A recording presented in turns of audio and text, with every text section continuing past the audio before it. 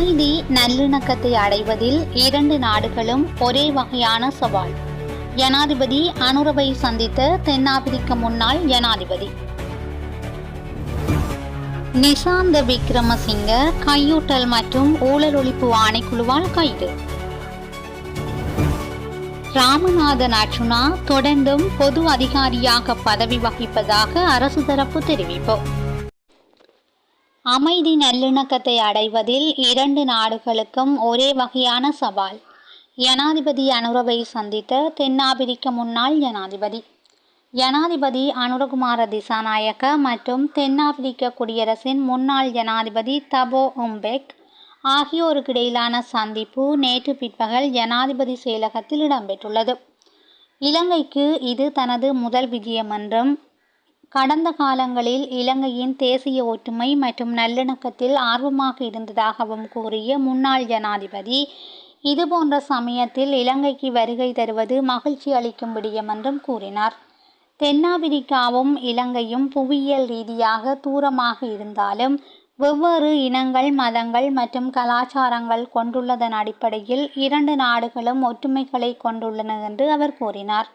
அமைதி மற்றும் நல்லிணக்கத்தை அடைவதில் இரண்டு நாடுகளும் ஒரே மாதிரியான சவால்களை எதிர்கொள்கின்றன என்றும் பல்வேறு வகையான மக்கள் குழுக்களை ஒன்றிணைப்பதில் இலங்கை ஜனாதிபதியுடன் கற்றுக்கொண்ட பாடங்கள் மற்றும் அனுபவங்களை பகிர்ந்து கொள்ள தான் விருப்பத்துடன் இருப்பதாகவும் கூறினார்.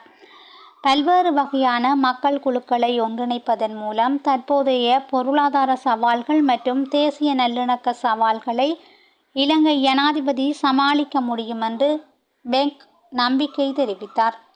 நாடுகளுக்கிடையே ஒற்றுமையை மேம்படுத்துவதற்கும் நாடு எதிர்கொள்ளும் பொருளாதார சவால்களை சமாளித்து நாட்டை முன்னோக்கி நகர்த்துவதற்கும் தான் உறுதி பூண்டுள்ளதாக ஜனாதிபதி அனுரகுமார திசாநாயக்க தெரிவித்துள்ளார். இலங்கைக்கான தென்னாப்பிரிக்க உயர்ஸ்தானிகர் பிரதம நிர்வாக அதிகாரி அர்ச்சுனா தொடர்ந்தும் பொது அதிகாரியாக பதவி வகிப்பதாக அரசு தரப்பு தெரிவிப்பு. யாழ்ப்பாண மாவட்ட நாடாளுமன்ற உறுப்பினர் ராமநாதன் அர்ச்சுனா தொடர்ந்தும் பொது அதிகாரியாக பதவி வகிப்பதாக நீதிமன்றில் அரசு தரப்பு தெரிவித்துள்ளது.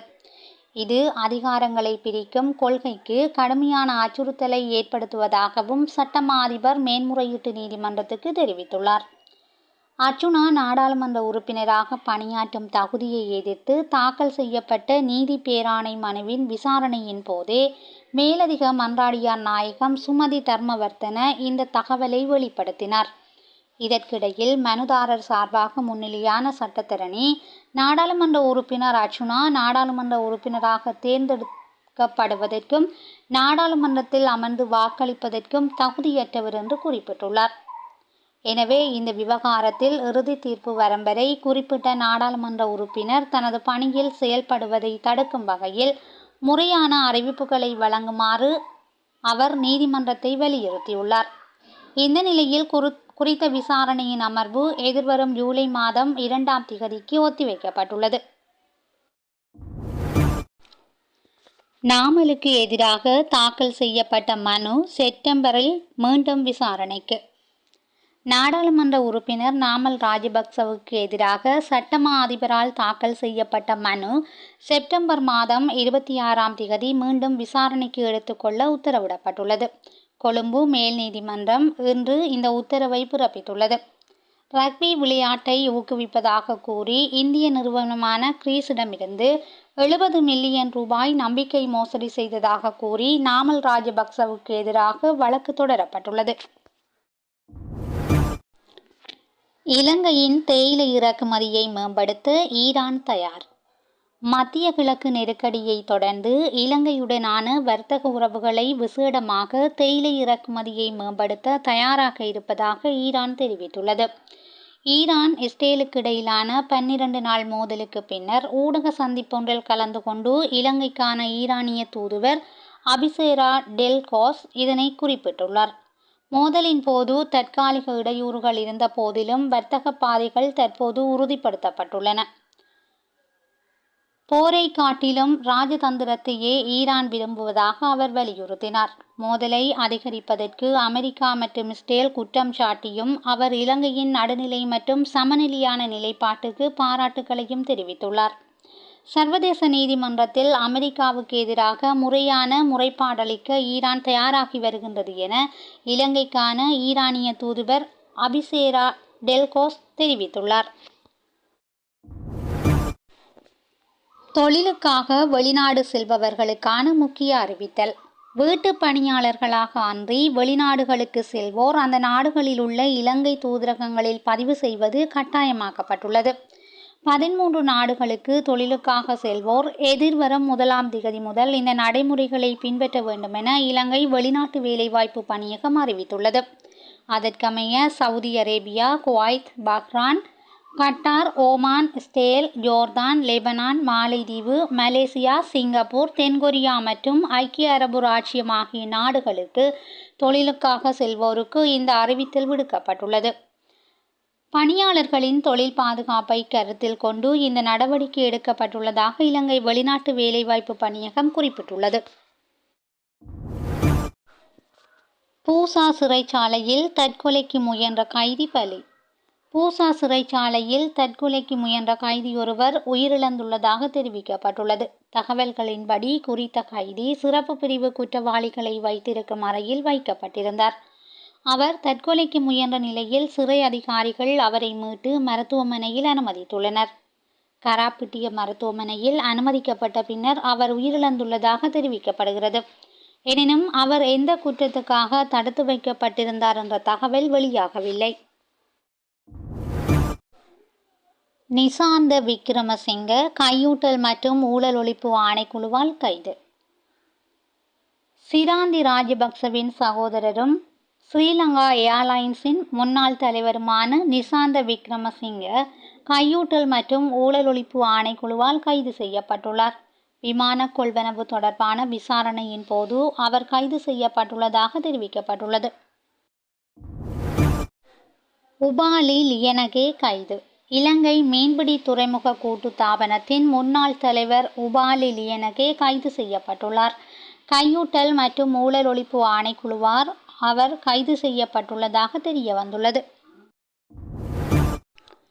கடத்தப்பட்ட தேசிய மக்கள் சக்தி உறுப்பினர்கள். மாத்தறை வெலிகம பிரதேச சபையின் தவிசாளர் தெரிவு இன்று இடம்பெறவிருந்த நிலையில் தேசிய மக்கள் சக்தியின் 2 பிரதேச சபை உறுப்பினர்கள் கடத்தப்பட்டுள்ளதாக தெரிவிக்கப்படுகிறது. தங்களது உறுப்பினர்கள் 2 கடத்தப்பட்டதாகவும் சபை அமர்வு நடவடிக்கையை ஒத்திவைக்குமாறும் தேசிய மக்கள் சக்தியின் ஏனைய உறுப்பினர்கள் தென்மாகாண உள்ளூராட்சி மன்ற ஆணையாளரிடம் கோரியுள்ளனர். எனினும் அந்த கோரிக்கை நிராகரிக்கப்பட்ட நிலையில் சபையில் அமைதியின்மை ஏற்பட்டதாக தெரிவிக்கப்படுகிறது. நாடாளுமன்ற ஆசன வெற்றிடத்திற்கு அப்துல் வாசித்தை நியமிக்க தீர்மானம். ஸ்ரீலங்கா முஸ்லிம் காங்கிரசின் தேசிய பட்டியல் நாடாளுமன்ற ஆசன வெற்றிடத்துக்கு அப்துல் வாசித்தை நியமிப்பதற்கு ஸ்ரீலங்கா முஸ்லிம் காங்கிரஸ் தீர்மானித்துள்ளது. இந்த தீர்மானம் விரைவில் தேர்தல்கள் ஆணைக்குழுவுக்கு அறிவிக்கப்படும் என அந்த கட்சியின் தகவல்கள் தெரிவிக்கின்றன. முன்னதாக கடந்த உள்ளூராட்சி மன்ற தேர்தலில் ஏறாவூர் நகரசபைக்காக போட்டியிடுவதற்காக ஸ்ரீலங்கா முஸ்லிம் காங்கிரஸ் தேசிய பட்டியல் நாடாளுமன்ற உறுப்பினர் மொஹமட் சாலின் அலீம் கடந்த மார்ச் மாதம் 14ஆம் திகதி தமது பதவியிலிருந்து விலகியிருந்தார்.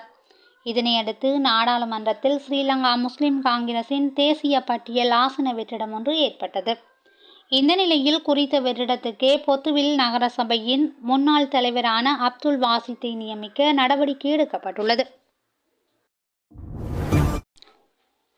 குஸ்ரக போதைப் பொருளுடன் ஒருவர் கைது.